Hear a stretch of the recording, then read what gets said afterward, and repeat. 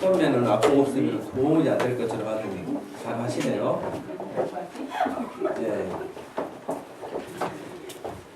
그래요. 우리 주일학교 학생들이 제일 먼저 아픔 없이 하더니 주일 학생들 따라서 남전도에도 여전도에도 주일학교 사명이 막중합니다. 네. 그래요. 오늘 우리에게 주시는 하나님 말씀 누가복음 1장 1절에서 4절까지 말씀입니다. 누가복음 1장 1절에서 4절 말씀 찾으셔서 한 목소리로 말씀을 읽겠습니다.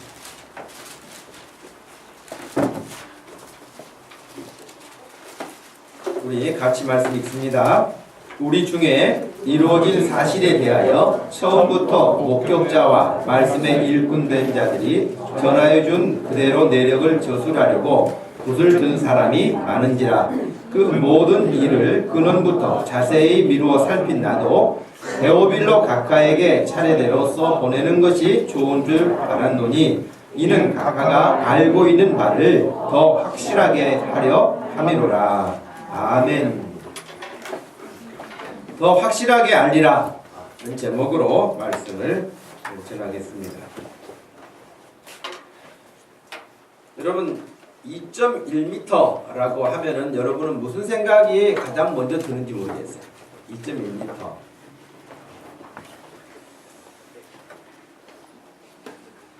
뭐 아무 설명 없이 2.1m 그러면은 우리 보통 키가 2.1m 되는 사람도 없고 그래서 키 같지도 않고 이게 뭘까?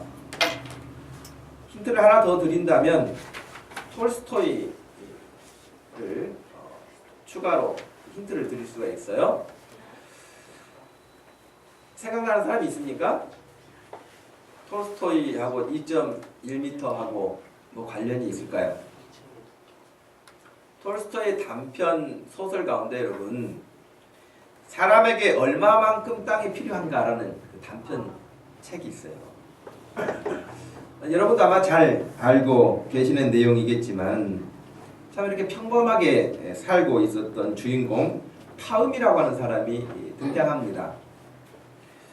근데 이 사람이 어느 순간에 땅에 대한 욕심이 생겼어요.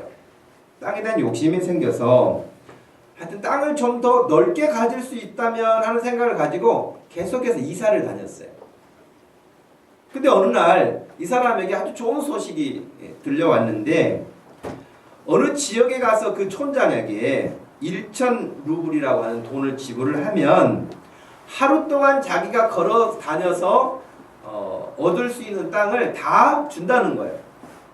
그러니까 여러분 하루 해가 얼마나 깁니까? 1,000 루블 내고 하루 자기가 돌아다녀서 자기에게 선을 그어놓은 그 땅은 다 자기에게 주는 일이니 얼마나 이 땅에 대한 욕심이 생긴 그 마음에 좋았겠어요.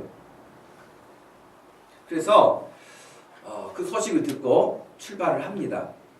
출발을 했더니 정말 들었던 내용대로 1,000 루블만 내면 아침 해가 딱 뜨기 시작해서 움직이기 시작해가지고 자기가 갔다 온 지역은 다 그 사람에게 땅을 준다.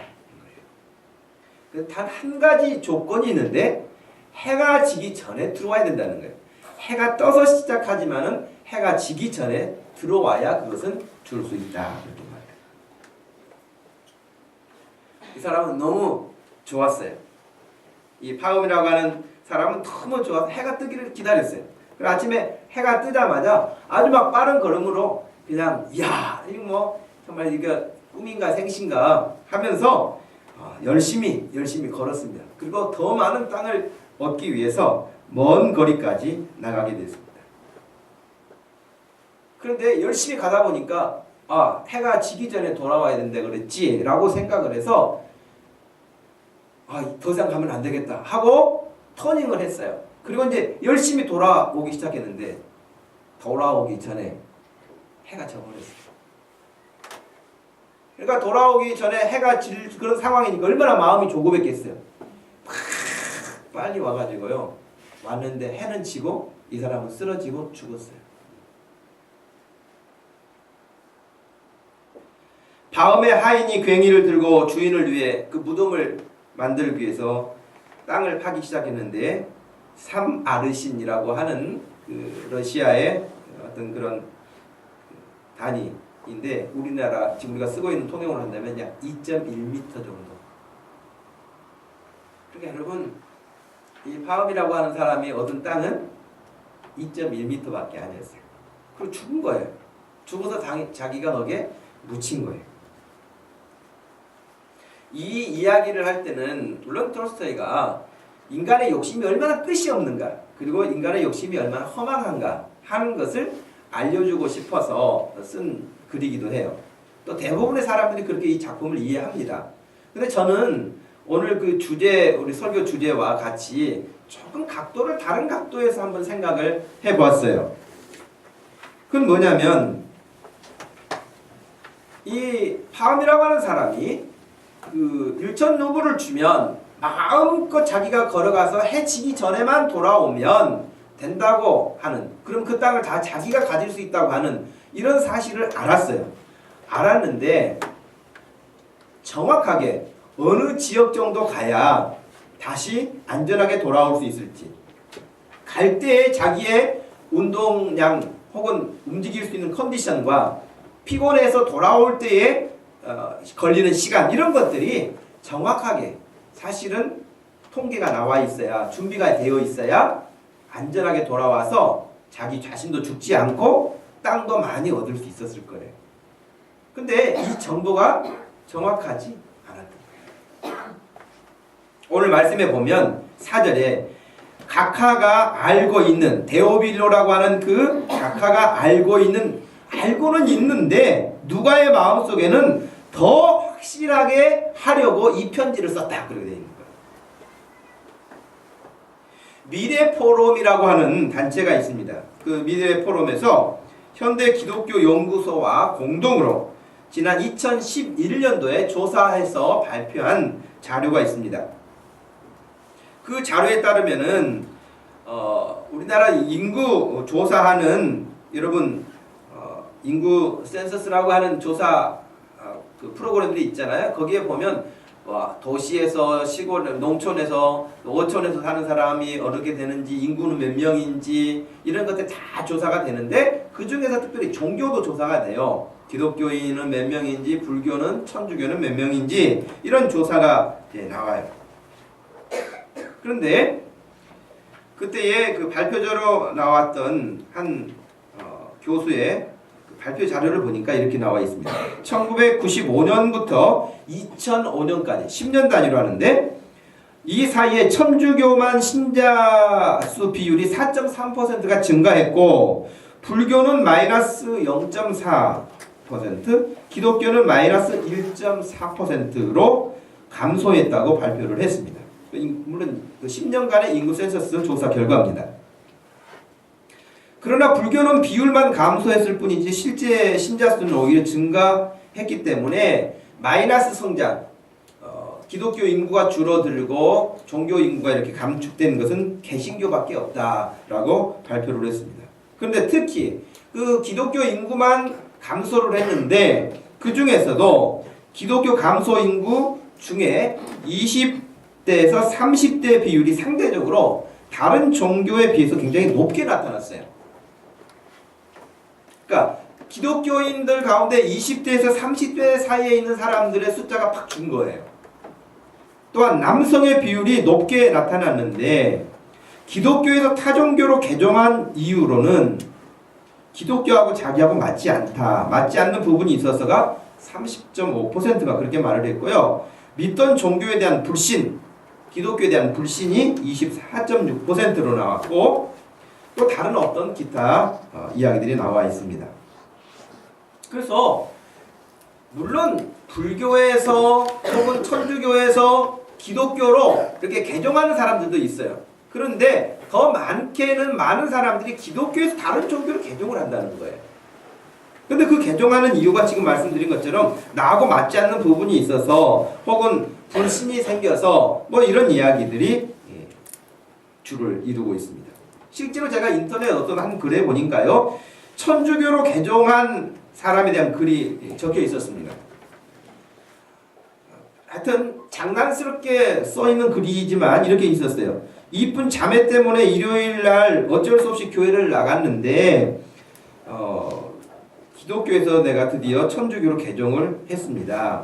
성당 사무실에 들려서 기독교 신자였는데 천주교로 개종하고 싶다고 말씀을 드렸더니 한국 개신교에서 받은 세례는 세례로 인정해 주지 않으므로 세례를 다시 받아야 된다고 하시고 부담 갖지 말고 마음이 허락하면 언제든지 나와서 미사에 참석하라고 하시더군요. 기독교라면 이게 웬 봉이냐 하고 예수천당 불신족 외칠 텐데 아무튼 각설하고 지난주에 성당 맨 끝자리에 앉아서 처음으로 미사라는 걸 드렸습니다. 아직 뭐 세례를 받고 말고는 잘 모르겠지만 강요하지 않는 것이 마음에 들더라고요. 개종하기를 참 잘했다고 생각합니다. 이런 글이 올라와 있어요. 또 어떤 사람은 기독교에서 천주교로 개종하는데 기독교의 예배가 너무 마음에 안 든다는 거예요. 기독교는 너무 시끄럽고 이런 가볍고 막 그렇다는 거예요. 그런데 천주교에 가봤더니 너무 거룩하다는 거예요. 그래서 자기는 개종을 했다. 뭐 이런 사람도 있었어요. 또 반대로요. 자기는 원래 천주교 신자였는데 언니를 따라서 기독교로 개종했다라는 사람이 있었어요. 기독교의 진리를 알고 보니 개종한 것이 얼마나 큰 은혜였는지 모릅니다. 그러나 저의 남편은 아직 천주교고요. 저의 시어머님, 시집신구들 모두가 천주교 독실한 신자입니다. 남편을 교회에 함께 데리고 나오고 싶은데 어떻게 하면 좋을까요? 저의 자녀들도 저와 함께 교회 갔으면 좋겠는데 무슨 좋은 방법이 없을까요? 이렇게 고민을 올린 사람도 있습니다. 어찌 됐든 간에 서로 오고 가고 하는 그런 일이 있어요. 그런데 말씀드린 것처럼 특별히 기독교 신앙을 가졌던 사람들이 다른 종교, 특별히 천주교회로 많이 가는 경향들도 두드러지게 나타났습니다. 그렇다고 여러분, 여기도 진리가 있고 저기도 진리가 있고 어느 곳에라도 자기가 가서 그냥 잘하면 되지 하는 그런 종교다원주의 세계에서 우리가 살고 있습니다만은 우리가 믿고 있는 기독교의 신앙이라고 하는 것은 하나님을 섬기는 이 믿음이라는 것은 그냥 뭐 여기도 좋고 거기도 좋고가 아니에요. 뭐 기독교하고 천주교가 비슷하니까 뭐 그냥 가서 열심히 하면 되지 그게 아니라는 것이에요. 제가 군 생활할 때는요 1인 1종교 갖기 운동이 있었습니다.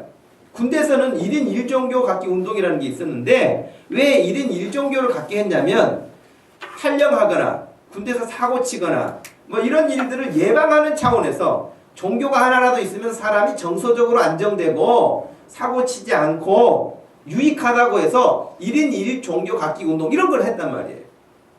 그러나 여러분 우리가 가지고 있는 신앙이라고 하는 것은 그런 정서 함양을 위해서 1인 1종교 갖기 운동하는 차원에서 우리가 교회를 다니는 게 아니에요.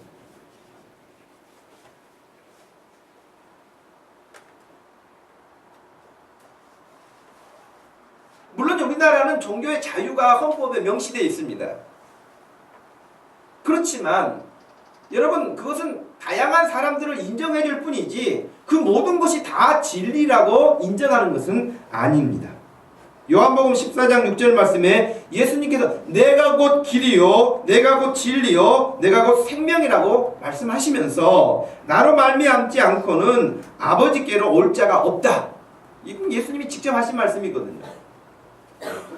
여러분 오늘날 지금 그 부산에서 WCC라고 세계교회협의회라고 하는 회의가 큰 회의가 있는데 우리가 소속되어 있는 이 합동 측 교단 또 보수 측 교단인 거신 측이라든가 이 몇몇 교회들은 극구 사양하고 반대합니다. 그 모임을. 왜냐하면 이 WCC라고 하는 것은 천주교부터 시작해가지고 세상의 모든 종교가 다 짬뽕으로 들어가 있습니다. 그런 회의예요. 종교다원주의죠. 서로를 다 인정해요. 물론 나하고 신앙이 같지 않은 사람을 인정할 수 있죠. 그 사람은 그 사람들 인정하지만 그 사람을 인정하는 것이지 그 종교가 진리라고 인정하는 건 아니죠. 그건 우리가 어쩔 수 없죠. 그러나 지금 우리 한국 사회는 또 특별히 천주교회는 그런 모든 것들에 있어서 굉장히 포용적이에요. 그래서 다른 사람들 것도 다 존중해주고 기독교만 구원받는 종교가 아니고 다른 종교도 구원받는 길이 있다. 가는 길이 달라서 그렇지 흔히 하는 말로 서울 가는데 뭐 열차로 KTX로 가느냐 비행기로 가느냐 걸어서 가느냐 자동차로 가느냐 그 차이지 서울은 다 갈 수 있다. 뭐 이런 식의 가르치는 거예요. 그래서 종교가 다를 뿐이지 죽으면 불교 믿는 사람은 극락이라고 하는 것이 알고 보면 천국이고 기독교에서 말하는 천국은 그냥 예수 믿어서 가는 것이고 고행하는 사람들은 도 닦아서 가는 것이고 가는 길이 달라서 그렇지 가서 보면 다 똑같다는 거예요. 이런 엉터리 같은 종교다원주의를 우리는 받지 않습니다. 왜냐하면 사도행전 4장 12절 말씀에서도 분명하게 말씀하시기를 다른 이로서는 구원을 얻을 수 없나니 천하 사람 중에 구원을 얻을 만한 다른 이름을 우리에게 주신 일이 없다. 분명하게 그렇게 선포했거든요. 그렇기 때문에 지금 여러분 누가가 이 데오빌로라고 하는 각하에게 누가복음을 쓰고 나중에 사도행전도 씁니다마는 알고 있는 바를 더 확실하게 알려주고 싶어서 이 편지를 썼다라고 밝혔습니다. 아마 누가라고 하는 사람이 의사였는데 그 당시에 이 누가복음을 기록하면서 오늘 우리들이 가지고 있는 종교다원주의와 같은 엉터리 같은 생각이나 또 잘못된 생각 때문에 그냥 신앙생활을 겉으로만 한다든지 모양만 신앙생활을 한다든지 하는 것에 대해서 그러면 안 된다. 또 어렴풋하게 알고 있는 사실에 대해서 더 명확하게 알려주고 싶은 마음이 누가라고 하는 사람 마음에 있었던 것 같아요.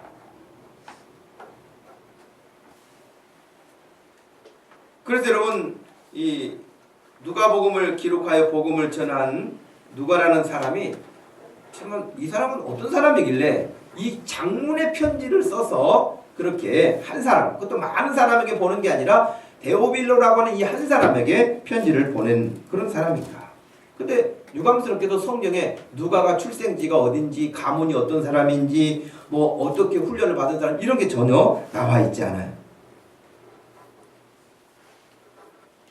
다만 성경 몇 군데에서 이 누가라고 하는 사람이 사도 바울과 더불어서 굉장히 귀한 선교 사역을 감당했다. 그리고 사도 바울이 이렇게 몸이 약했었거든요. 그리고 누가 자신은 의사였고, 그러니까 이 사도 바울을 곁에서 늘 보필하면서 선교 사역하는 일에 아주 귀한 동역자로 살았다 하는 정도가 누가에 대한 개인적인 정보고요. 그리고 나머지는 누가복음과 사도행전이라고 하는 기록을 통해서 우리가 알게 됩니다.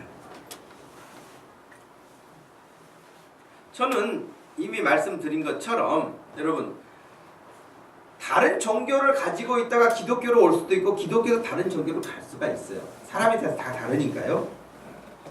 그럴 수는 있는데 가장 안타까운 것이 뭐냐면 기독교를 정확하게 알지 못하는 사람들이 너무 많다는 거예요. 교회는 오래 다녔어요. 모태신앙입니다. 주일학교 출신입니다. 제가 지금 10년째, 20년째 됐습니다. 그렇게 말은 하는데 진짜 성경에서 가르치는 바가 뭔지를 몰라요. 교회만 다닌 거예요. 교회만. 자기가 믿는 바가 무엇인지, 기독교는 뭘 믿는 건지, 왜 예수를 믿어야 되는 건지, 왜 예수님만 믿어야 구원을 받는 건지, 진짜 천국은 있는 건지, 지옥은 있는 건지 이런 거에 대해서 확신이 없이 그냥 교회 가면 익숙해져 있고 그냥 안 가는 것보다 좋고 등등 여러 가지 이유를 가지고 교회를 출석할 수 있지만 그래서는 안 된다고 하는 것입니다. 그래서 예를 들면 이제 우리 기독교에서 다른 종교로 간 사람들 가운데는 이런 사람들이 있어요. 교회는 가면은 너무 이렇게 귀찮게 한다는 거예요.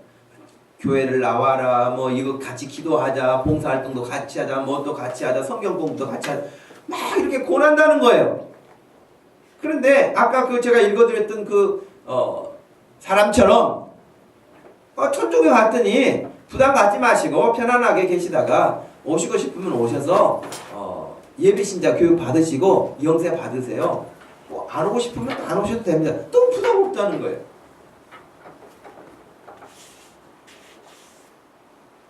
또 이제 교회 와가지고 예배 드리면 저는 이제 앞에서 예배 드리면 여러분 얼굴도 다 보이잖아요. 누가 조는지 누가 딴짓 하는지 이런 게 다 보이잖아요. 막 졸면 자지 말라고 졸지 말라고 막 이렇게 하잖아요.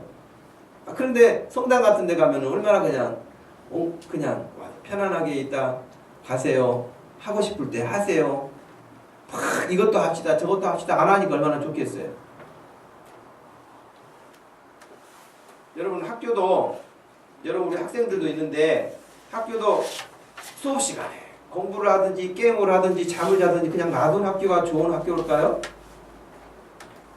여러분 그런 학교가 명문인가요? 저는 그런 학교가 명문 학교 되는지 본 적이 없어요. 들은 적도 없고요. 저는 교회도 그렇다고 생각해요. 어떤 분들은 일주일간 얼마나 힘들었으면 교회 와서 잘까. 그냥 교회 와 앉아있는 것도 은혜인데 너무 그냥 힘들게 하지 마라. 그냥 자고 가라고 해라. 너무 은혜로운 말 같아. 그러나 사실은 그 영혼을 죽이는 거 아닙니까? 다른 데서 죽는 게 아니라 교회에서 죽는 거예요. 그래서 여러분 옆에 사람 자면은 깨워야 돼요. 같이 주고 가요. 잠은요 전염성이 있어가지고 같이 옆에서 졸리거든. 그러니까 네 졸면 나도 졸리니까 안 된다. 정신 차려라. 이렇게 해서 같이 살아야 돼요 우리가. 그러니까 우리가 예배 시간에 좋은 컨디션을 가지고 나와서 예배를 드리는 이유도 바로 그런 거예요. 그런데 뭐 그런 것들이 싫어서 나는 다른 종교로 간다. 나는 이런 게 싫어서 간다. 여러분 대부분 보면 이런 거 저런 거 사람들과의 관계 속에서 속상하고 힘들고 귀찮게 하고 그러니까 간다는 거예요. 여러분 진리는 그런 게 아니에요. 아무리 누가 나를 귀찮게 한다 할지라도 아니 생명을 위협하는 한이 있다 할지라도 이게 진리고 여기에 생명이 있다고 한다면 여러분 그걸 붙잡는 거 아닙니까? 그게 우리 믿음이죠. 우리가 그런 믿음 되어야 하는데 지난주에 제가 친구 목사님들 만났는데 그 한 목사님이 그런 이야기를 하더라고요. 천주교가 그 교회에서 2단 신천지 교육이 있었다 그래요. 신천지에서 아주 그냥 그 교육 담당하는 굉장히 이렇게 중요한 위치에 있던 사람이 이제 신천지에서 나왔는가 봐요. 근데 그 사람도 더 지켜봐야 돼. 이 사람도 언제까지 또 나온 척하다 또 돌아갈지도 모르니까. 근데 아무튼 그 신천지에서 이렇게 포섭 대상으로 다루고 있는 사람들이 주 타켓이 있는데 어떤 사람들을 다루냐면 순복음교회 1순위, 그 다음에 감리교 2순위래요. 장로교는 별로 안 건든다 그러네. 왜냐하면 하도 가르쳐가지고 잘 안 넘어간대요. 근데 이 나머지 아까 말씀드린 그런 교단들은 너무 쉽게 온대. 그냥 말씀 배우지 않고 막 자기 좋아서 다니고 막 했던 사람들은 분별력이 없어서 이게 맞는 건지 저게 맞는 건지 이게 진리인지 이게 진리가 아닌지 구분이 없는 거예요. 그러니까 그냥 가는 거예요.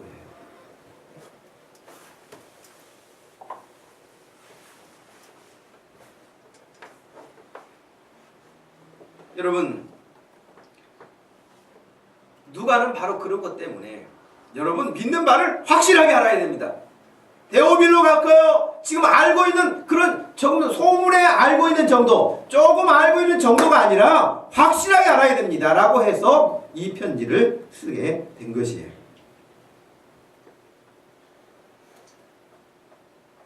여러분 우리 교회가 왜 말씀을 어떤 것보다도 강조하냐면 우리가 신앙생활하는 데 있어서 하나님의 말씀이 성경이 기초가 되지 않으면 도대체 뭘 가지고 우리가 신앙생활을 하겠습니까? 어디를 소망을 두고 가겠습니까? 그렇기 때문에 계속해서 우리는 내가 잘 배우고 확실하게 배우고 내가 확신 가운데 서고 그리고 아직 모르는 사람, 시원찮게 하는 사람, 왜곡되게 알고 있는 사람, 상처받은 사람 이런 사람들에게 하나님의 다른 진리가 무엇인가를 이 데오빌로에게 편지를 쓴 누가처럼 우리도 그런 마음을 가지고 사람들을 대해야 하겠다고 하는 것입니다.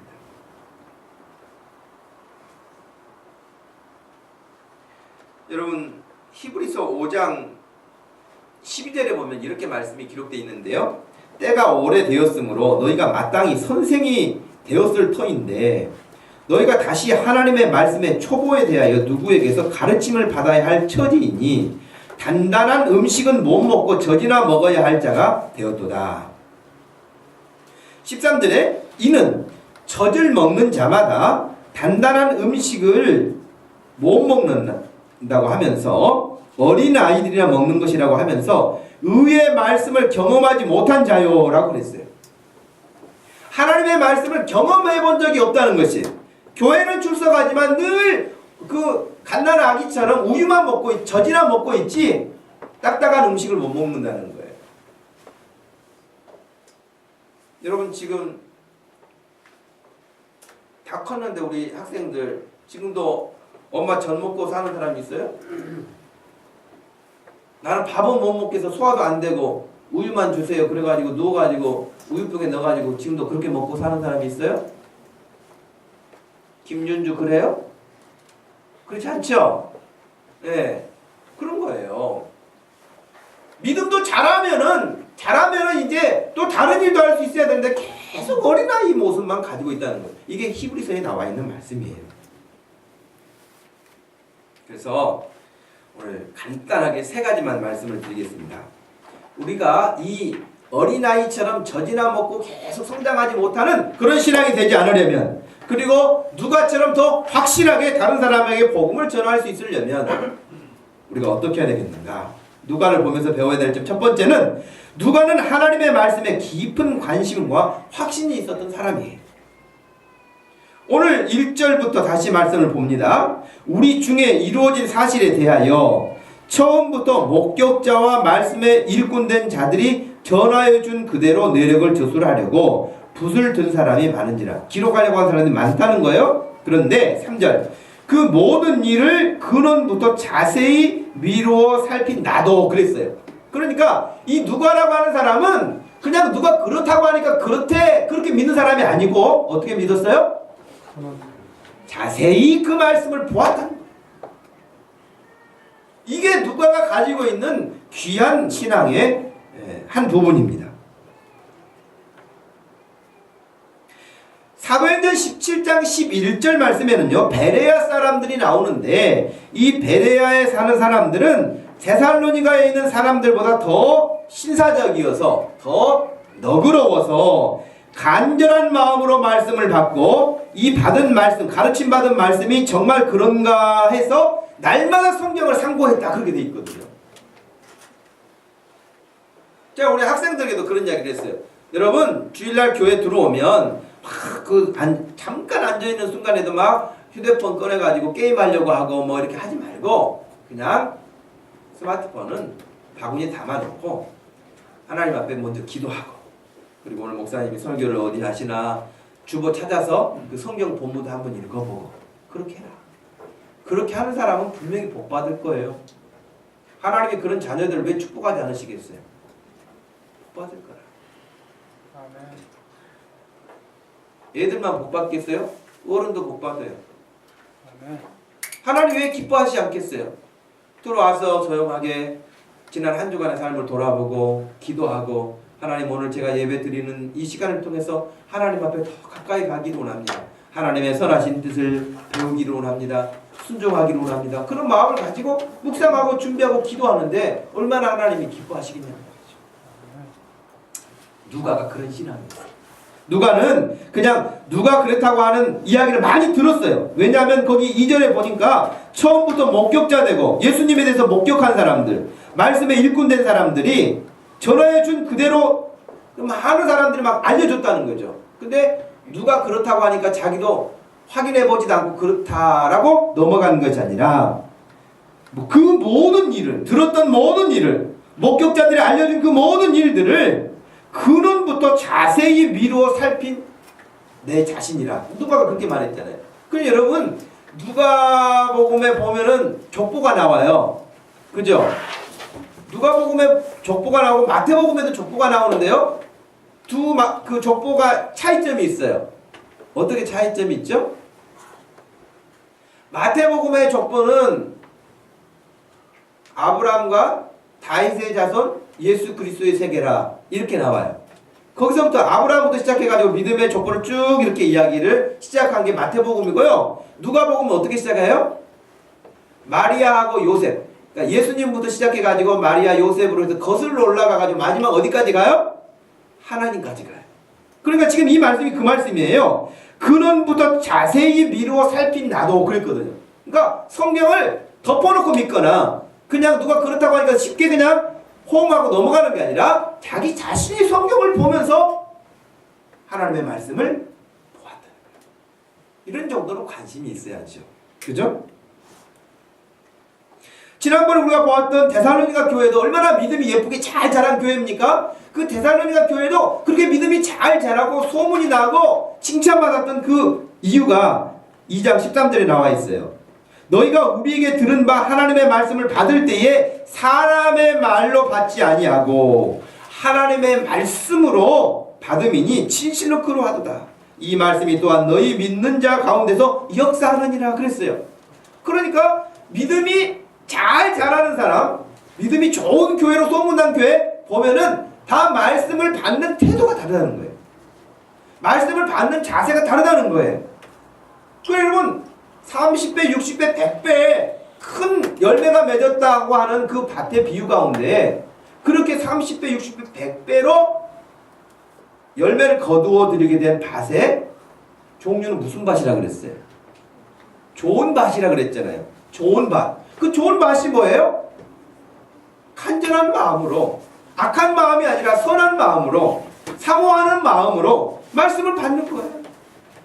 그 사람의 마음에는 정말 씨앗이 딱 떨어져서 그 말씀이 이 데살로니가 교회처럼 그 말씀이 마음에 심겨지면요, 그 말씀이 운동력이 있어서 그 말씀이 영향력을 키우는 거예요.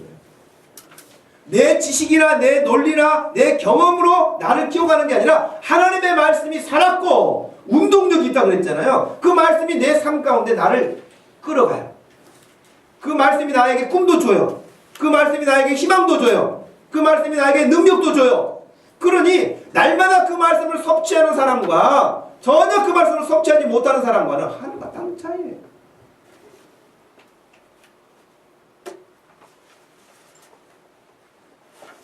신천지라고 하는 이단에 입교했다가 탈퇴한 후에 그 피해자들을 돕고 있는 김미경 씨라는 사람이 신문에 인터뷰를 했는데요.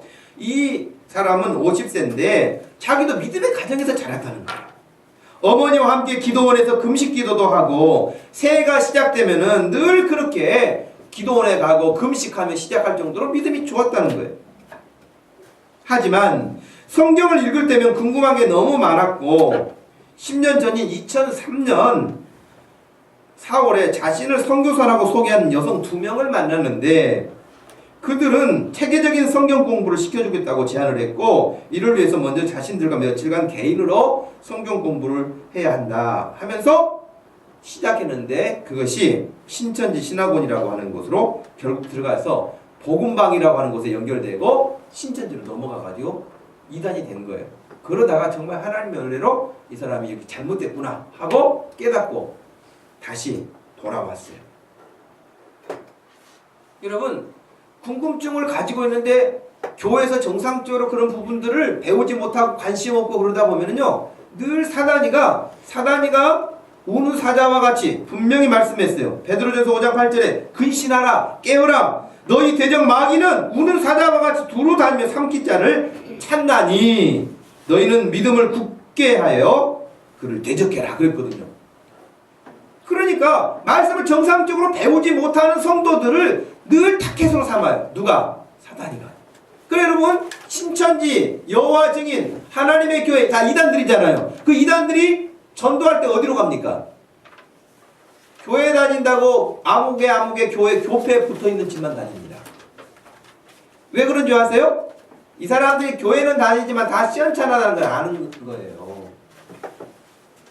목동 주심교회 교패 붙어있으면 왔다가도 얼른 도망가기를 바랍니다. 아멘. 할렐루야. 아이고, 아멘. 재수없네 오늘 여기. 하필이면 목동 주심교회 교패가 붙어있네. 이렇게 야무지게 하나님의 말씀을 배우고 깨어 있어야지. 뭐 그냥 물 한 잔 주세요 그러면은 또 평상시에 하지 않은 사랑 베푼다고 어서 오세요. 물이 아니라 음료수 주세요. 그러면서 그 뭐 뭔 말 하면은 새로운 뭐 우리가 듣지도 못했던 이야기들 막 꺼내면은 야 정말 목사님은 이런 거 가르쳐 주지도 않았는데 야 이분은 대단하다 그러면서 그래도 뭐 하는 거예요. 그러니 여러분이 영적으로 성장하는데 가장 안전한 방법 그건 교회에서 가르치는 성경 공부 그리고 목회자가 지도하는 그 성경 공부, 혹간 그것을 벗어나게 될 때는 어떤 이유가 됐든지 간에 목사님에게 물어봐야 돼요. 그러지 않으면 넘어가기 쉬워요. 여러분, 신학 공부를 했다가는 목회자들 가운데도 시전찮은 사람들이 얼마나 많은지. 이단에게 넘어간 사람이 있다니까, 목사가. 그래가지고 그들이 만들어 놓은 신문에 내가 아무 교회 목사였고 내가 아무 신학대학원을 나왔는데 내가 여기 와서 보니 진리를 여기서 찾았다. 이런 얼빠진 사람들이 한둘이 아니에요. 근데 여러분, 사단이가 공격할 때 여러분 정도는 아주 쉽게 생각합니다. 그러니 깨어있으면 건들지를 못해요. 대적해야 돼요. 대적하는 게 뭐냐? 그래서 우리가 말씀으로 무작하는 거예요. 그렇기 때문에 여러분, 이 이단들이 얼마나 집요하고 무섭냐. 제가 수원에서 사역할 때는요, 하나님의 교회 이단에 넘어간 어떤 여집사가 있었는데 언제가 저를 찾아왔어요. 이단에 넘어가가지고 교회를 안 나왔는데. 그래가지고 저를 탁해서 삼는 거예요. 무식하면 용감하다고. 그러면서 저는 신학 공부도 다 마친 사람이기 때문에 거기를 들어오면은 중간 계급으로 간다는 거예요, 제가. 다단계 하나? 그리고 신천지 이 사람들은 지금요, 개인적으로 자기가 컴퓨터로 뽑는 것도 아니고 자필로 편지를 써가지고요, 목사들에게 보냅니다. 옛날에는 그렇지 않았는데 요즘에는 이제 완전 대놓고 합니다. 그러면서 신천지 너무 나쁘게 생각하지 마세요, 목사님. 이렇게 편지가 온다니까요. 그리고 궁금하시면, 진짜 궁금하시면 한번 와서 들어보세요. 자, 이런 세상이 됐어요. 예.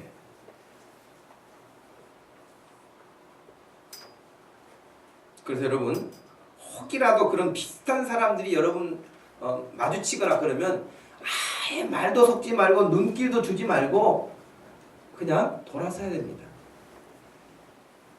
그 이단들이 그럴 때 늘 노리는 게 교회 다니시면서 그렇게 사랑 없이 그러시면 되겠어요. 물 한 잔, 냉수 한 그릇도 다 주님이 기억하신다고 그러는데 아주 성경 인용하면서 그렇게 말을 해요. 그럼 내가 너무 야박하게 하는 거 아닌가 그래가지고 물 떠주려고 그러면 아예 들어 앉아요.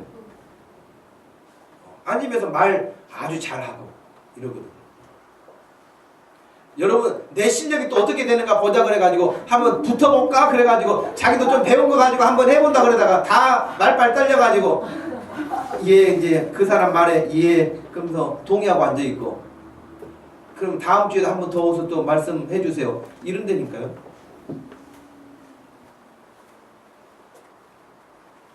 그러니 여러분, 실력 입증하려고 그런 사람들하고 논쟁하지 마세요. 아무 소용없어요. 제가 신학을 할 때에 여호와 증인들이 아주 날마다 찾아와가지고 귀찮게 가지고 제가 한번 붙었어요. 걔네들이 알고 있는 성경 지식은 너무 단편적인 것이거든요. 그러니 그들이 말하지 않는 성경을 내가 딱 들이대가지고 말하니까 그건 아무 말 못해요. 자기가 들은 바도 없고 배운 바도 없으니까 말 못하죠. 그리고 또 뭐라고 하길래 아예 헬라어 성경책을 딱 들고 한 구절 내가 읽어주고 딱 말하니까 깨갱하고 갔어요.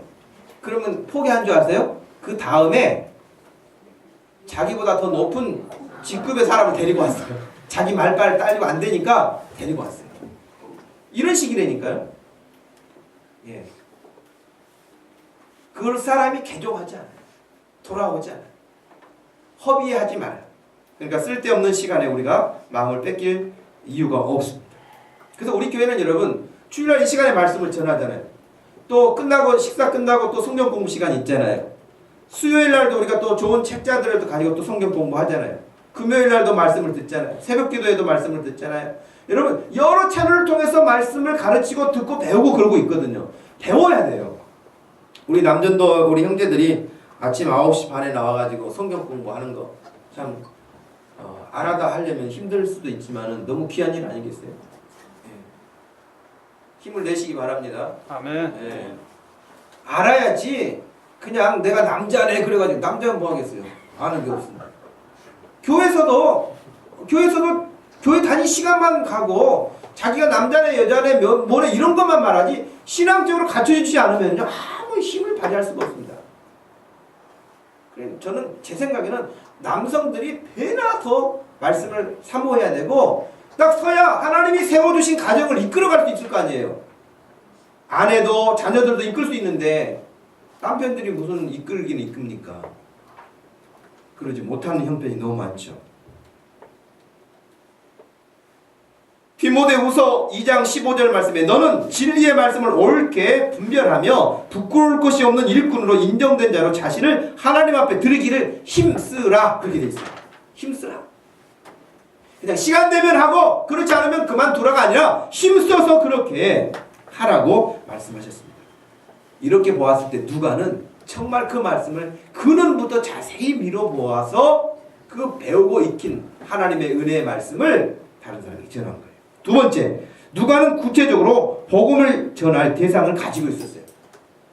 자기 혼자 말씀 공부해가지고 뜨거워가지고 자기 혼자 그냥 춤추고 앉아있는 것이 아니고 구체적으로 이 말씀을 누구에게 전할 것인가? 누굽니까? 데오빌로. 데오빌로라고 하는 사람이 딱 타깃이 돼 있어요. 여러분 전도할 때에 내가 누구에겐가 노방전도에서 지나가는 사람들에게도 우리가 전도지를 나눠주고 그렇습니다만은 내가 누구를 전도해야 될 것인가라고 딱 한 사람을 생각해야 돼요. 또 다른 사람을 생각해야 돼요. 그 구체적인 대상이 있어야죠. 네. 여러분 식당에 가가지고 메뉴판이 쫙 있는데 우리 뭐 먹을까요? 아무거나 메뉴가 없잖아요. 아무거나라고 말하는 것은 어떻게 보면은 특별히 거기서 좋아하는 음식이 없을 수도 있고요. 별로 관심이 없을 수도 있고요. 그러나 내가 오늘 좀 뭐가 당긴다 그래가지고 뭔가를 먹으러 간 사람은 가가지고 아무거나 그렇게 말하지 않습니다. 자기가 먹을 수 있는 먹고 싶은 것을 딱 지명을 하죠. 그죠? 전도 마찬가지예요. 막연하게 내가 그냥 전도주일 되면 누구 사정해가지고 한 명 데리고 오지가 아니라 아직 예수님을 잘 모르는 사람, 알아도 엉뚱하게 알고 있는 사람, 다니다가 낙심나고 있는 사람, 이런 사람을 딱 보고 이 사람에게 내가 복음을 바르게 전해야 되겠구나 하는 그런 마음을 가지고 이 누가처럼 데오빌로 각하를 딱 지명을 한 것처럼 여러분의 마음속에 그런 사람이 되어야 돼요. 그래서 누가가 생각했을 때 이 데오빌로라는 사람이 예수님을 모르는 건 아니에요. 성경을 모르는 건 아니에요. 그런데 알기는 알지만 바르게 더 확실하게 알지 못하는 점들이 있어서 그가 편지를 써서 더 확실하게 알려주려고 그랬다고 했습니다.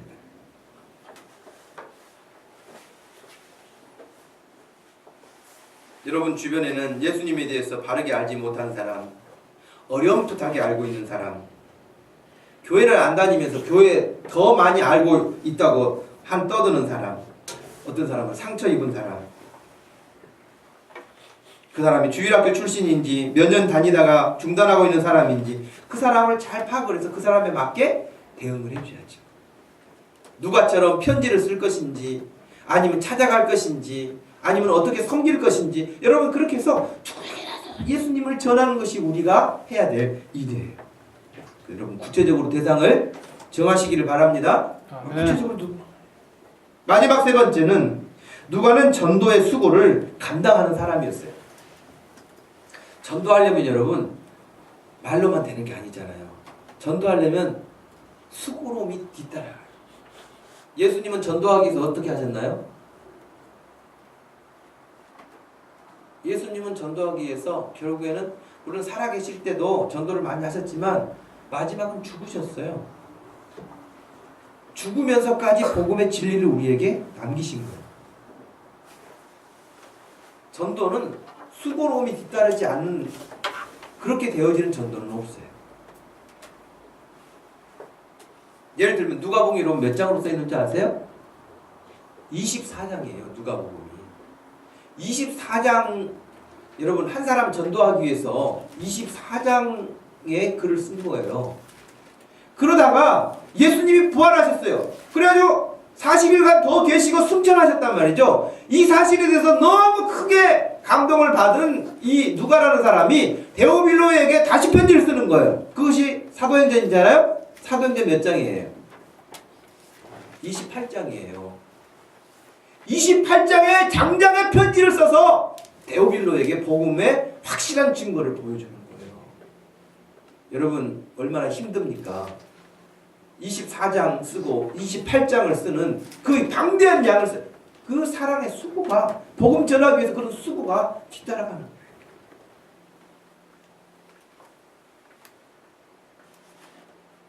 뿐만 아니라 여러분, 이 누가는 사도 바울과 복음 전선에서 바울을 도우면서 하나님의 나라에 힘썼던 그런 사람이었습니다.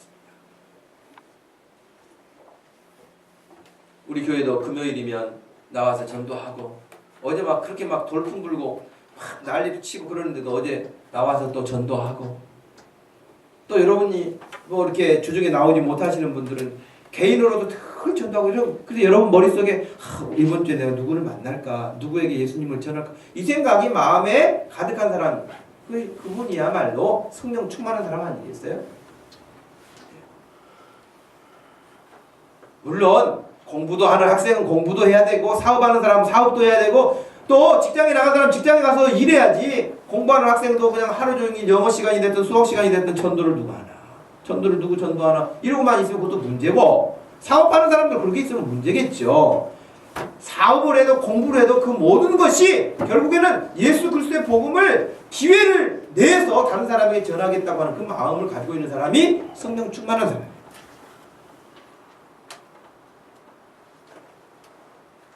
여러분, 저와 여러분들이 더 확실하게 내가 먼저 말씀을 늘 배우고 익혀서 내가 기쁨을 갖고, 그리고 정말 잘 모르는 사람들에게 어떻게 기도하고 만나고, 어떨 때는 맛있는 것도 사주고, 어떨 때는 그 일도 도와주고, 어떻게 해서라도 예수 그리스도를 그에게 전해서 그가 나처럼 예수 믿고 기뻐할 수 있고 즐거워할 수 있고, 그가 멸망당하지 않고 구원받을 수 있는 그 일을 위해서 복음 전할 수 있는 일에 멋있게 쓰임받을 수 있기를 축복합니다. 아멘. 우리 교회가 정말 이 지역사회 전도하다 보면 예수 안 믿는 사람이 너무 많아요. 너무 많아요. 예수 안 믿는 사람이 너무 많아요. 그 사람들에게 복음 전하라고 우리를 여기에 보내주셨고 교회를 세우신 줄로 우리가 믿는데, 저와 여러분들이 특별히 5월 26일 전도주의를 앞에 두고, 또 내가 정말 힘써서 준비해야 될 일이 무엇인가를 찾아서 열심히 전도하고 힘써서 금년에 하나님의 나라가 더욱 힘있게 일어날 수 있고 확장될 수 있고 건설될 수 있는 그런 일에 믿음의 전도의 역군으로 쓰임받을 수 있기를 주님의 이름으로 축복합니다. 아멘. 여러분 한번 같이 기도하겠습니다. 기도할 때 하나님, 오늘 말씀 들은 것처럼 저도 누가처럼 하나님의 말씀을 그냥 누가 그런다더라 하는 말로 들어가는 것이 아니라 늘 배우기에 힘쓰게 해주시옵소서. 하나님 뿐만 아니라 구체적으로 누구에게인가 복음을 전해야 할지 정하게 해주시고, 그 복음 전하기 위해서 수고를 아끼지 않게 해주시옵소서. 24장, 28장의 편지를 썼던 이 누가와 같이 나도 복음 전하는 일을 위해서 수고하는 일을 갖게 하여 주옵소서.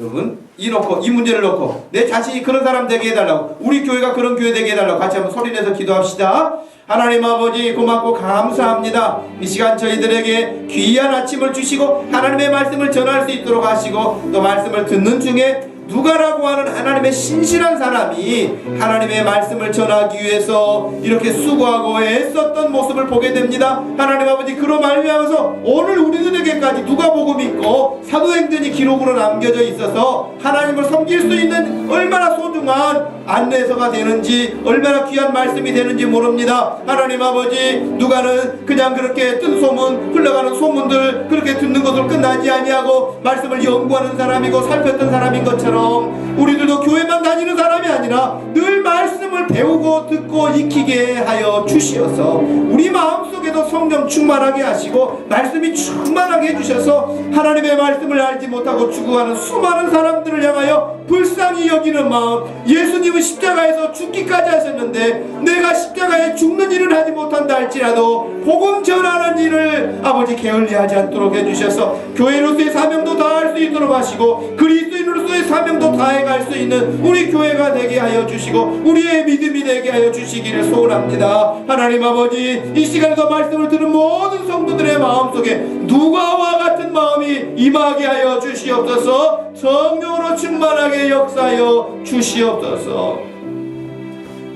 하나님 아버지 고맙고 감사합니다.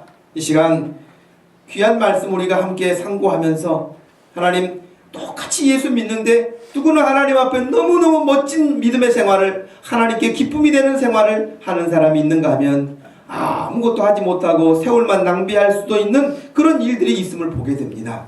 여기 모인 사랑하는 성도들 한 사람도 빠짐없이 누가와 같은 마음 품고 누가와 같이 전도의 수고를 아끼지 않고 누가와 같이 하나님의 말씀을 배우고 확신한 일에 거해서 어렴풋하고 잘못 알고 오해하고 상처받은 수없이 많은 사람들에게 하나님의 말씀을 전하는 사람 되게 해 주옵소서. 쓰임받게 하여 주시옵소서. 그런 교회 되도록 하나님 축복하여 주시옵소서. 감사하신 예수님의 이름으로 기도하옵나이다. 아멘.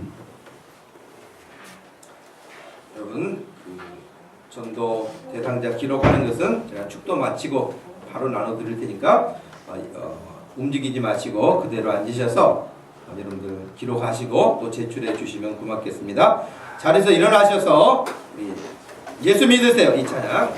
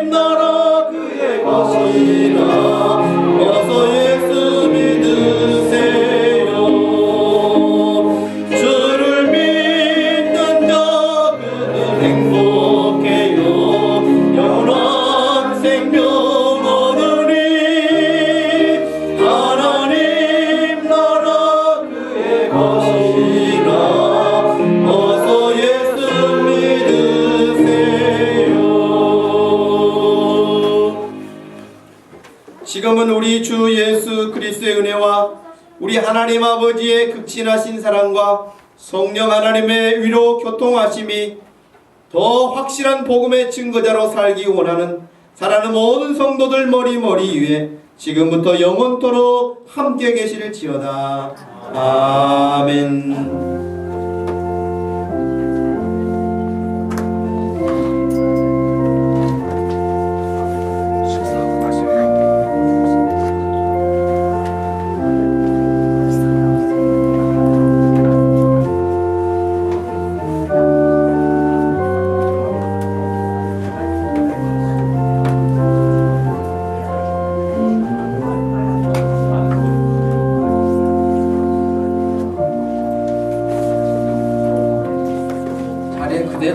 거요. 김옥수 집사님.